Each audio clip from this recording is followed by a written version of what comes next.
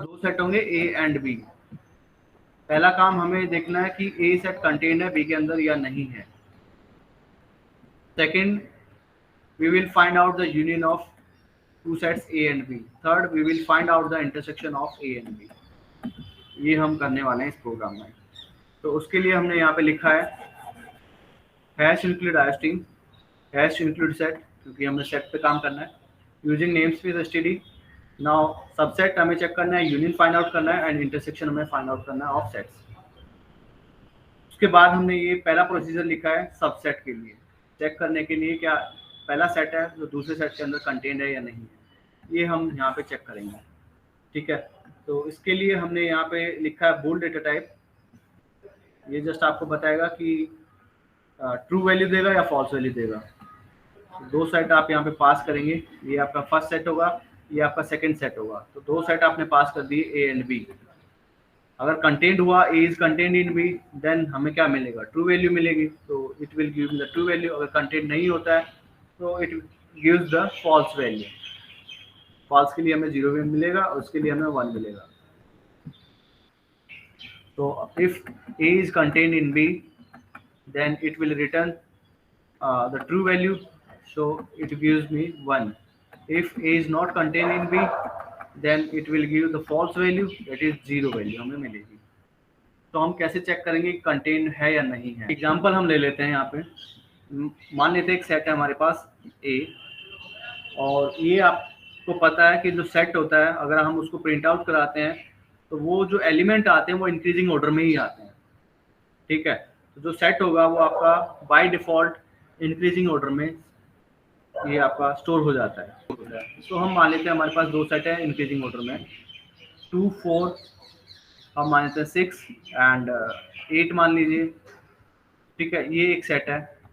B एक set है मेरे पास, वो भी आपका इंक्रीजिंग ऑर्डर में स्टोर होगा। तो 2 4 6 8 एंड ये मैं मान लेता हूँ 10। तो दो सेट है आपके पास ए एंड बी। ठीक है, और ये दो सेट अब आपने यहाँ पे पास किए हैं, यहाँ पे पास किए हैं, और यहाँ पे ध्यान देंगे हमने क्या लिखा है, कांस्टेंट सेट लॉन्ग एंड ए। तो ये कॉल बाय रेफरेंस है दोनों में। तो इसका मतलब क्या है, ओरिजिनल ए पे ये काम करेंगे, ओरिजिनल सेट पे काम करेंगे। और यहाँ पे हमने लिखा कांस्टेंट। तो कांस्टेंट का मतलब है कि जो सेट हमने यहाँ पे पास किया है उसकी वैल्यू को ये अपडेट नहीं होने देगा। सिमिलरली ये जो कांस्टेंट है बी सेट की वैल्यू को अपडेट नहीं होने देगा। ठीक है, तो ए एंड बी आप मॉडिफाई नहीं कर सकते हैं उसके अंदर। अब हमने यहाँ पे लिखा इफ ए डॉट एम्प्टी। तो अब आपको चेक करना पड़ेगा कि जो आपका सेट है ए वो आपका एम्प्टी तो नहीं है। ठीक है, तो अगर एम्प्टी हुआ, मान लीजिए ए जो है आपका एम्प्टी है, तो यहाँ पे आपको क्या मिलेगा, यहाँ पे ट्रू वैल्यू मिलती है, ट्रू वैल्यू मिलती है। बट यहाँ पे हमने क्या पास किया है, हमने यहाँ पे पास किया सेट ए, ये आपका एम्प्टी नहीं है। तो A is not empty, A is not empty, तो हमें क्या मिलेगा, फॉल्स वैल्यू मिलेगी। तो ये फॉल्स वैल्यू है, तो ये आपका जो स्टेटमेंट है इफ वाली जो कंडीशन है वो आपकी एग्जीक्यूट नहीं होगी। उसके बाद हम क्या करेंगे, हम इटरेटर का यूज करेंगे और चेक करेंगे क्या ये जो एलिमेंट है 1 बाय 1 यहाँ से स्टार्ट करेंगे इटरेटर से, और हर एक एलिमेंट को वेरी कराएंगे। पहले एलिमेंट को हम वेरी कराएंगे और चेक करेंगे क्या ये जो एलिमेंट है वो यहाँ पे है या नहीं है। फिर नेक्स्ट इटरेटर को हम इंक्रीज करेंगे, ये आपका इटरेटर यहाँ पे आएगा। फिर चेक करेंगे क्या ये जो एलिमेंट है वो आपका यहाँ पे प्रेजेंट है या नहीं है। ऐसे हमें काम करना है। अगर कोई एलिमेंट आपको मिल जाता है जो यहाँ पे और यहाँ पे नहीं है, तो वो आपका कंटेन नहीं होगा, तो वहाँ पे हमें रिटर्न कराना है फॉल्स। तो वो हमने यहाँ पे किया है। तो इटरेटर हमने यहाँ पे डिफाइन किया सेट लॉन्ग को रेजोल्यूशन ऑपरेटर इटरेटर एसआई। तो एसआई जो है आपका एक इटरेटर है जो कि लॉन्ग डेटा टाइप की वैल्यू के लिए हमने यहाँ पे डिफाइन किया है। तो फोर कमांड का हम यहाँ, फोर लूप का हम यहाँ पे यूज करने वाले हैं। हमने लिखा for SI equal to A dot begin, यानी कि यहाँ से हम स्टार्ट करेंगे ट्रू से, and SI not equal A dot end, last तक हमें जाना है। एंड ये हमने इंक्रीमेंट ऑपरेटर है यहाँ पे हमने इसका यूज किया है। उसके अंदर हमने लिखा if B dot count star S I equal to 0 return false, and ये हमने टर्मिनेट कर दिया है लूप को। सबसे पहले S I equal to A dot begin, तो इस पोजीशन को रेफर करेगा। एस आई 2 वैल्यू है हमारे पास, ओके। अब उसके बाद हमने यहाँ पे लिखा if B dot count star S I, S I की वैल्यू यहाँ पे कितनी है, इसकी वैल्यू को रेफर करेगा तो 2 आएगा। So B dot count 2, B dot count 2 check करेंगे। आप इसका आपको मीनिंग पता ही है, काउंट क्या काम करता है सेट के अंदर। अगर अवेलेबल हुआ तो वहाँ पे 1 मिलेगा, अदरवाइज 0 मिलेगा। अगर सेट के अंदर हुआ तो 1, अगर नहीं हुआ तो 0। अब चेक करेंगे क्या बी के अंदर है, बी के अंदर है यहाँ पे 2 अवेलेबल है, तो आपको मिलेगा 1। तो 1 तो 0 के इक्वल नहीं है, तो ये आपकी कंडीशन फॉल्स हो जाएगी, ये फॉल्स हो जाएगी। तो ये इफ जो कंडीशन है, जो स्टेटमेंट है, वो आपकी एग्जीक्यूट नहीं होगी। उसके बाद आपका इटरेटर इंक्रीज होगा। इटरेटर इंक्रीज होने के बाद सेकंड यहाँ पे आ जाएगा 4 पे, 4 पे जैसे ही आएगा फिर हमने लिखा if B dot count star S I, तो यहाँ पे फिर दोबारा चेक करेगा बी डॉट काउंट। अब आपके पास वैल्यू है यहाँ पे 4, क्या ये यहाँ पे प्रेजेंट है, यहाँ पे प्रेजेंट है, यहाँ पे हमें मिला 1 मिल गया। तो 1 इक्वल टू 0 फॉल्स, तो ये आपकी कंडीशन जो है एग्जीक्यूट नहीं होगी। उसके बाद इटरेटर वैल्यू इंक्रीज होगा, फिर 6 पे आएगा, फिर हम चेक करेंगे बी डॉट काउंट क्या 6 अवेलेबल है, यहाँ पे अवेलेबल है तो हमें 1 मिलेगा, तो ये दोबारा एग्जीक्यूट नहीं होगी। फिर आपका इटरेटर इंक्रीज होगा, 8 पे जाएगा, फिर हम चेक करेंगे बी डॉट काउंट 8, क्या 8 यहाँ पे अवेलेबल है, यस इट इज़ अवेलेबल, तो 1 मिलेगा। तो ये आपकी एग्जीक्यूट नहीं होगी, स्टेटमेंट एग्जीक्यूट नहीं हुई। और यहाँ से हमें पता चल गया कि ये जो सारे एलिमेंट है ए के, वो सारे एलिमेंट बी के अंदर प्रेजेंट है। तो इसका मतलब ए जो है कंटेंट है बी के अंदर, तो A is content in B. तो ए कंटेंट इन बी के अंदर, तो हमें क्या रिटर्न कराना है, ट्रू वैल्यू। तो ये हमने यहाँ पे रिटर्न करा दिया ट्रू, ठीक है। तो ए जो है सेट के अंदर कंटेंट हो गया। अब मान लेते हैं हमारे पास यहाँ पे कोई वैल्यू स्टोर थी, फॉर एग्जाम्पल यहाँ पे 25 वैल्यू स्टोर है, ठीक है। अब इटरेटर अगर यहाँ पे है अवेलेबल है, तो ये आपका इटरेटर मान लीजिए यहाँ पे इस वैल्यू को रेफर करता है। फिर यहाँ पे आएंगे हम बी डॉट काउंट 25, अब चेक करेगा क्या यहाँ पे अवेलेबल है ये एलिमेंट यहाँ पे तो नहीं है, बी के अंदर तो नहीं है, तो हमें क्या मिलेगा 0। तो 0 इक्वल टू 0, तो ये आपकी ट्रू हो जाएगी। तो इसका मतलब क्या हुआ, फॉल्स वैल्यू, क्योंकि ये इसके अंदर कंटेन नहीं हुआ।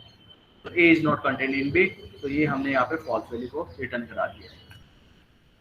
अब हमें फाइंड आउट करना है यूनियन ऑफ टू सेट।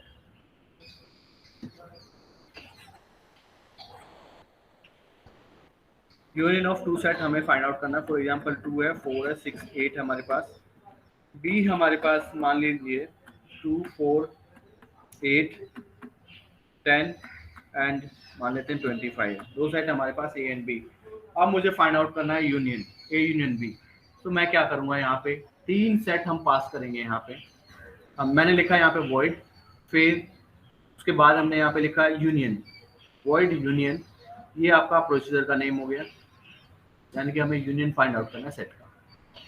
उसके अंदर हमने यहाँ पे 3 आर्गुमेंट पास किए हैं, first argument, second argument and third argument. और जो तीनों आर्गुमेंट है वो आपके सेट है। यहाँ पे आप ध्यान देंगे, यहाँ पे भी कांस्टेंट लिखा हुआ है, यहाँ पे भी कांस्टेंट लिखा हुआ है, बट यहाँ पे कांस्टेंट नहीं है। तो कांस्टेंट लिखा है, इसका मतलब जो सेट ए है एंड सेट बी है उसको हम अपडेट नहीं करा सकते हैं। अब सेट सी के से पहले कांस्टेंट नहीं है, इसका क्या मतलब हुआ कि जो सेट सी है उसको हम अपडेट कर सकते हैं। एंड यहाँ पे एंड परसेंट लिखा हुआ है, इसका मतलब कॉल बाय रेफरेंस है, जो आप ओरिजिनल सेट पास करेंगे उन पे काम करेगा, ठीक है। उसके बाद हमने यहाँ पे क्या लिखा है, 3 सेट हमने यहाँ पे पास कर दिए हैं, ए, बी एंड सी। अब सी जो है आप कोई भी सेट पास कर सकते हैं, उसके अंदर कुछ वैल्यू भी हो सकती है, मे बी इसके अंदर कुछ वैल्यू हो, मान लेते हैं 80 वैल्यू है, जरूरी नहीं है ये आपके पास वैल्यू हो सी के अंदर। सी मे बी एम्प्टी और सी मे नॉट बी एम्प्टी, ठीक है। अब उसके अंदर हम क्या करेंगे, सी के अंदर जो है मैं चाहता हूँ A union B find out करना, और A union B find out करेंगे और सी को हम रिटर्न कराएंगे, सेट को हम रिटर्न करा देंगे सी को, वो आपका यूनियन आ जाएगा। तो क्या करेंगे हम यहाँ पे, जो सी जो सेट है आपका, इट में बी एम्प्टी और नॉट एम्प्टी। तो पहले मैं क्या करा देता हूँ, इसको एम्प्टी करा देता हूँ, सी को मैं यूज करूँगा क्लियर कमांड का। तो सी डॉट क्लियर, तो सी के अंदर कोई भी अगर एलिमेंट अवेलेबल है तो वो आपका डिलीट हो जाएगा। उसके बाद हमने लिखा सी इक्वल टू ए, यानी कि जो सेट ए है वो सेट सी के अंदर कॉपी हो जाएगा। The set A is copied to the set C. अब सी के पास जो है आपके पास कौन कौन से एलिमेंट आ गए, आपके पास एलिमेंट आ गए 2 4 6 8। ठीक है, यूनियन फाइंड आउट कराना ना, तो यूनियन में क्या होता है, या तो यहाँ पे अवेलेबल हो या यहाँ पे अवेलेबल हो। यहाँ पे अवेलेबल वो मैंने लिख ही दिए हैं। अब यहाँ पे वे एलिमेंट हमें फाइंड आउट करने हैं बी के जो यहाँ पे नहीं होंगे, और यहाँ पे नहीं है तो उनको हमें इंसर्ट कराना है। तो हम इटरेटर डिफाइन करते हैं। तो ये यहाँ पे हमने लिखा set long scope resolution operator iterator SI. अब और हम स्टार्टिंग से इसको जो है इटरेट कराएंगे फर्स्ट पोजीशन से लेकर लास्ट पोजीशन तक, और हम इंसर्ट करेंगे सी के अंदर। तो for S I equal to B dot begin S I not equal to B dot begin S I plus plus C dot insert star S I. ठीक है, तो ये हम स्टार्टिंग पोजीशन चेक करेंगे और फिर हमने इंसर्ट कराना है सी के अंदर स्टार एस आई। तो सी डॉट इंसर्ट कौन सी वैल्यू है 2, पहले अवेलेबल है, अपडेट नहीं होगा।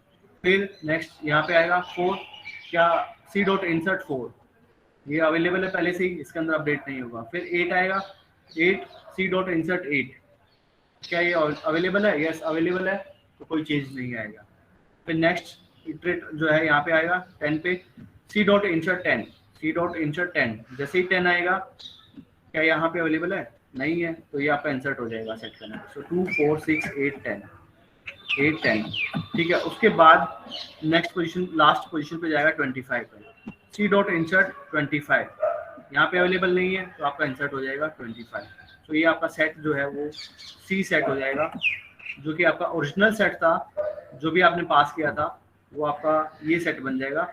अब सी जो है वो है ए यूनियन बी। अब हमें फाइंड आउट करना है intersection of two sets, intersection of two sets. मान लेते हैं हमारे पास कौन से एलिमेंट है 2 4 8, एंड यहाँ पे मैं मान लेता हूँ बी के अंदर मेरे पास एलिमेंट है 1 5 8 एंड 9 मान लेता हूँ, ये एलिमेंट है मेरे पास। तो इंटरसेक्शन फाइंड आउट करने के लिए भी हम सेम ऐसे ही काम करने वाले जैसे हमने यूनियन में किया है।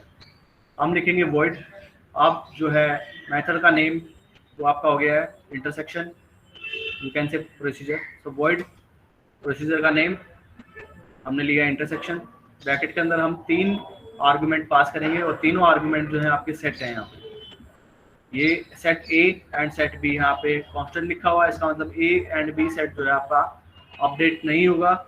यहाँ पे हमने कांस्टेंट नहीं लिखा है तो हम सी को हम अपडेट करा सकते हैं। ठीक है, अब सी के अंदर कुछ वैल्यू हो भी सकती है, नहीं भी हो सकती है, एम्प्टी कर देते हैं बाय क्लियर कमांड। तो सी डॉट क्लियर, ठीक है, तो आपका जो सेट था जो आपने यहाँ पे पास किया वो आपका एम्प्टी हो गया। अब हम इटरेटर का यूज करेंगे। ठीक है, और मुझे चेक करना है कि दोनों के अंदर एलिमेंट वो अवेलेबल है या नहीं है। ठीक है, तो पहले मैं यहाँ से स्टार्ट करता हूँ, इटरेटर का यूज करेंगे हम। तो इटरेटर मैंने यहाँ पे डिफाइन किया set long scope resolution operator iterator S I for S I equal to A dot begin, यानी कि इस पोजीशन को ये रेफर करेगा। ठीक है, उसके बाद ये आपका लास्ट वाला पोजीशन तो नहीं है, तो ये इफ कंडीशन जो है आपकी एग्जीक्यूट होगी, if B dot count star S आई।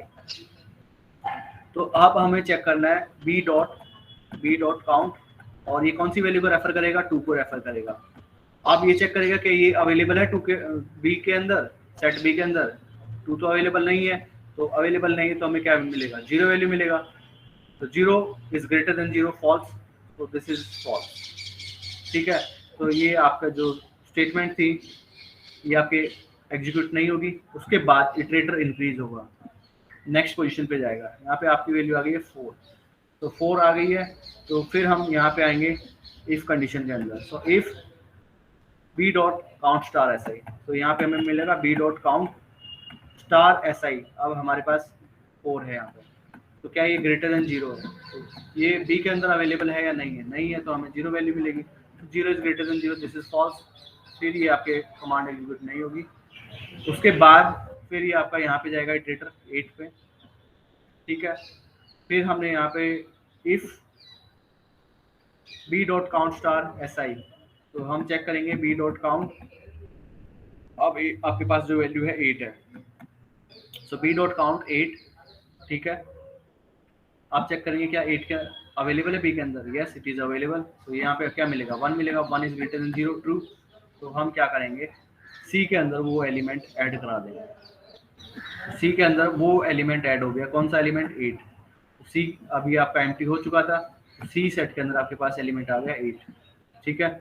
और उसके बाद तो हमें यहाँ पे इटरेटर आपका खत्म हो चुका है, इसके बाद तो इटरेटर एग्जीक्यूट होगा नहीं, तो सी के अंदर केवल एक एलिमेंट आ गया है 8, तो ये आपका हो जाएगा इंटरसेक्शन। इंटीजर मेन ये हमने डिफाइन किया, set long, set 1, set 2, set 3, set 4, 4 set हमने डिफाइन किए हैं। इनिशियलाइज करते हैं सेट 1 को, इसके अंदर हमने स्टोर किया है 8, 9, 3, 1, 5। तो आपके पास जो है सेट के अंदर कौन कौन से एलिमेंट आ जाएंगे, 1, 3, 5, 8, 9, ये आपके पास एलिमेंट आ जाएंगे सेट 1 के अंदर, सेट 1 के अंदर। उसके बाद हम सेट 2 के अंदर हमने एलिमेंट ऐड किए हैं using the insertion command, insert command, ठीक है। तो सेट 2 के अंदर कौन कौन से एलिमेंट ऐड किए हैं, 15, 80 एंड 25। तो ये आपका हो जाएगा सेट 2, 1, 15, 25 एंड 80, ये आपके पास आ जाएगा सेट 2। नाउ ये हमने यहाँ पे इटरेटर का यूज किया है, उसको हमने डिस्प्ले किया है set A, set 1 and set 2 के अंदर कौन कौन से एलिमेंट है हमारे पास, ये हमने यहाँ पे प्रिंट आउट किया है। तो C out the set S1 is, iterator हमने डिफाइन किया है, इटरेटर का हमने यूज किया है, ये जो है सेट 1 की वैल्यू को प्रिंट आउट करेगा। And similarly the set S2, ये फिर हमने इटरेटर का यूज किया है, ये सेट 2 की वैल्यू को प्रिंट आउट करेगा ऑन द कंप्यूटर स्क्रीन। उसके बाद हमने यहाँ पे लिखा है C out the set S3 is, अभी S3 के अंदर तो कोई वैल्यू थी नहीं, अब आप इटरेटर का यूज करेंगे तो आपका एम्प्टी आ जाएगा, सेट 3 इज, फिर आपका यहाँ पे ब्लैंक स्पेस आ जाएगा। उसके बाद हमें चेक करना है सबसेट और नॉट, क्या ये आपका सबसेट है या नहीं है, ये हमें चेक करना है। तो ये हमने यहाँ पे लिखा is set S1 is subset of S2, फिर हमने यहाँ पे सी आउट किया है सबसेट सेट S1, क्योंकि सबसेट जो आपका प्रोसीजर था वो 2 आर्गुमेंट लेता है, तो हमने यहाँ पे 2 आर्गुमेंट हमने पास कर दिए हैं। Is set S2 is subset of S1, ये हम चेक करेंगे। अब यहाँ पे सेट S2 आ गया, यहाँ पे सेट S1 आ गया। उसके बाद यूनियन हमें चेक करना है, तो यूनियन चेक करने के लिए हमने यूनियन जो कमांड थी वो हमने यहाँ पे लिखी है। यूनियन के अंदर आपको 3 सेट पास करने थे, तो ये आपका सेट 1 हो गया जो कि जिसकी वैल्यू चेंज नहीं होंगी, ये सेट 2 हो गया जिसकी वैल्यू चेंज नहीं होगी, सेट 3 इसकी वैल्यू चेंज होगी। तो सेट जो 3 था उसको हम अपडेट प्रिंट आउट कराएंगे। तो ये यहाँ पे लिख दिया हमने union of set 1 and set 2 is, तो ये आपका इटरेटर हो गया। सेट S3 के लिए हम काम करेंगे, तो S3 के अंदर कौन कौन से एलिमेंट आएंगे, S3 के अंदर यूनियन आ जाएगा उनका, तो union of S1 set 1 union S2 आपका प्रिंट आउट हो जाएगा। सिमिलरली फिर हमने लिखा इंटरसेक्शन सेट 3 जो है सेट हमने पास कर दिए, सेट 1, सेट 2, सेट 3। उसके बाद हमने यहाँ पे लिखा है the intersection of set S1 and S2 is, and iterator का हमने यूज किया है टू डिस्प्ले द वैल्यू, इसकी वैल्यू डिस्प्ले कराएंगे, सेट 3 की वैल्यू हम डिस्प्ले कराएंगे, तो सेट 1 इंटरसेक्शन S2 हमें मिल जाएगा, रिटर्न 0। तो आपका ये जो है प्रोग्राम हमने यहाँ पे टर्मिनेट कर दिया है, इसको हम रन कराते हैं। तो सबसे पहले हमारा सेट है द सेट S1 इज, हमारे पास कौन कौन से एलिमेंट है 1, 3, 5, 8, 9। द सेट S2 इज, कौन कौन से एलिमेंट है हमारे पास 1, 15, 25 एंड 80, ये एलिमेंट है। द सेट S3 इज, कोई एलिमेंट नहीं था तो एम्प्टी ब्रैकेट एम्प्टी स्पेस आ गया। Now the set S1 is a subset of S2, हमें चेक करना है कि जो सेट S1 है वो सबसेट है S2 का, तो ये आपका सबसेट नहीं है, तो हमें क्या मिलेगा फॉल्स वैल्यू यानी कि 0 वैल्यू। आप चेक करेंगे कि सेट S2 जो है सबसेट है S1 का, S2 जो है सबसेट है S1 का, ये हमें चेक करना है, तो ये भी आपका फॉल्स है, तो भी हमें 0 वैल्यू मिलेगी। उसके बाद हमने यहाँ पे लिखा था union of set S1 and S2 is, तो ये हमने यहाँ पे प्रिंट आउट किया था यूनियन। तो यूनियन कौन कौन सा आएगा आपके पास, 1 आएगा, 3, 5, 8, 9, 15, 25 एंड 80, तो ये आपके पास एलिमेंट आ जाएंगे 1, 3, 5, 8, 9, 15, 25 एंड 80। ना उसके बाद हमें फाइंड आउट करना है intersection of the set S1 and S2 is, intersection कौन सा है, दोनों में कॉमन एलिमेंट 1, तो ये आपका आ गया intersection of set S1 and S2 is 1।